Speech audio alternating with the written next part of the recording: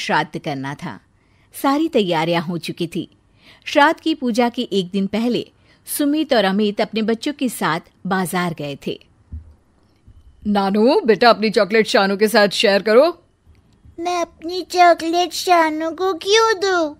अरे क्यों बेटा, वो आपके अंकल का बेटा है। नहीं दूंगा। दे दो बेटा, वो तुम्हारा भाई है, चलो दो। मैं क्यों दूं? तुम अच्छे काम करते हो ना बेटा? हाँ, हमेशा करता हूँ। तो फिर दे दो। शेयर करना बहुत अच्छी बात होती है, और तुम ऐसा करोगे तो मुझे भी अच्छा लगेगा। पापा को हैप्पी हैप्पी करोगे ना बेटा? अरे वाह, अच्छी बात होती है तो जरूर करूँगा। आपको हैप्पी भी करूँगा। नानू अपने पापा की बात मान के सुमित को चॉकलेट दे देता है। थैंक यू नानू। अरे खा लो, शेयर करना अच्छी बात होती है। मैं पापा को हैप्पी भी कर दूंगा। नानू बड़े भाई अमित का बेटा था और शानू छोटे भाई सुमित का बेटा। अमित और सुमित हमेशा ऐसी बातें करते जिससे दोनों बच्चे कोई अच्छी बात सीख सके। श्राद्ध की पूजा का सारा सामान ले लिया गया था। खाने पीने में लगने वाली चीजें, पूजा हवन में लगने वाली सामग्री और घर की साज सज्जा का सामान भी।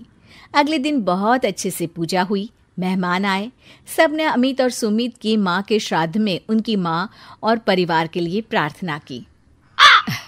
चलो बढ़िया रहा सब। ऊपर से माँ देखेंगी तो बहुत खुश होंगी। हाँ, सब कुछ बिना विघ्न के हुआ।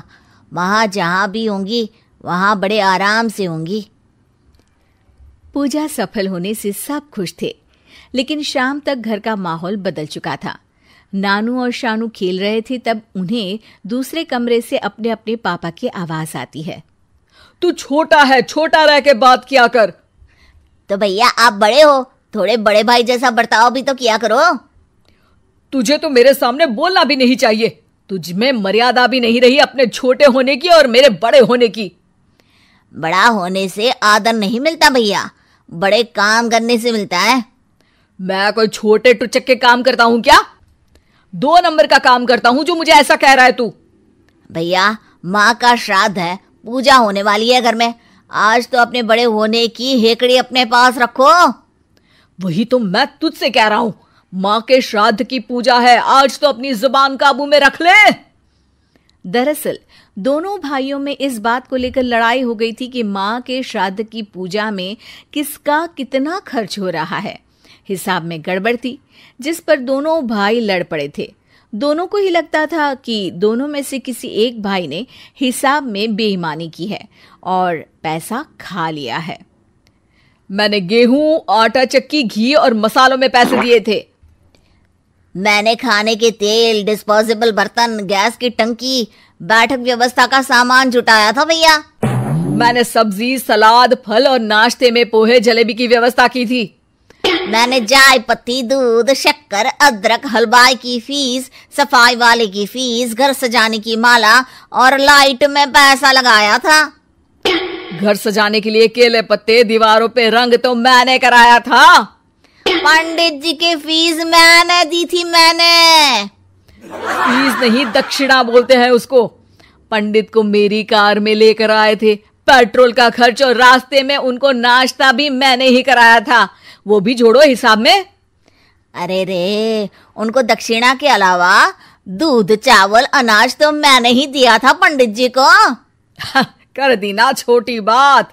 माँ के फोटो की बड़ी फ्रेम तो मैंने ही बनवाई थी अपने खर्चे पे। और उस पे जो बड़ी सी माला थी वो तो मैंने ही बनवाई थी, स्पेशल बनवाई थी। अरे वो तो फोटो से भी ज्यादा महंगी होगी। दोनों भाई चुप रहने का नाम नहीं ले रहे थे। उनकी पत्नियां भी चुपचाप खड़ी इस बात का इंतजार करती थी कि दोनों का गुस्सा शांत हो जाए। तभी नानू और शानू अमित और सुमित के पास जाकर खड़े हो जाते हैं। अरे शानू, अंदर जाओ बेटा। नानू, तुम भी अंदर जाओ।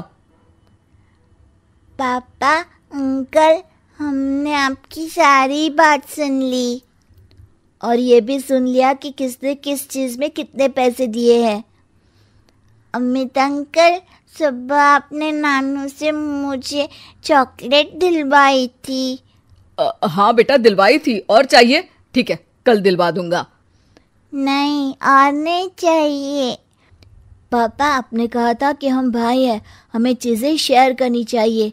शेयर करना बहुत अच्छी बात होती है। हाँ, कहा था बेटा।